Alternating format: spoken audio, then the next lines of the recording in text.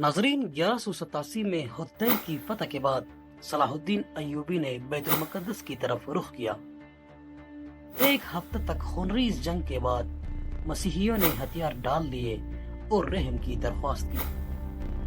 بیت المقدس پورے 88 سال بعد دوبارہ مسلمانوں کے قبضے میں آیا اور تمام فلسطین سے مسیحی حکومت کا خاتمہ ہو گیا۔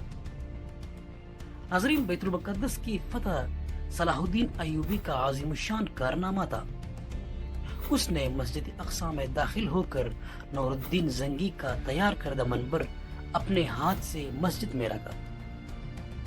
اس طرح نور الدین زنگی کی خواہش اس کے ہاتھوں پوری ہوئی۔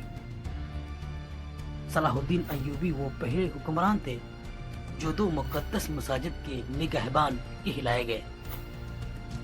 ناظرین، صلاح الدین ایوبی نے بیت المقدس میں داخل ہو کر وہ مظالم نہیں کیے جو اس شہر پر قبضے کے وقت مسیحی افواج نے کیے تھے یا آج کل یہودی کر رہے ہیں۔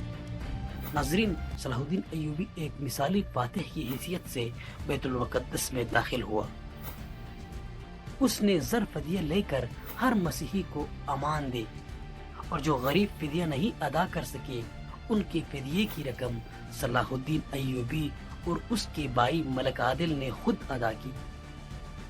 ناظرین، بیت المقدس پر فتح کے ساتھ یروشلم کی وہ مسیحی حکومت بھی ختم ہو گئی جو فلسطین میں 1099 سے قائم تھی۔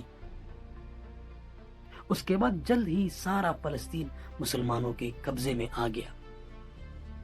ناظرین، بیت المقدس پر تقریباً 761 سال مسلسل مسلمانوں کی حکومت رہی، تاہم کہ 1948 میں امریکہ، برطانیہ، فرانس کی سازش سے فلسطین کے علاقہ میں یہودی سلطنت قائم کی گئی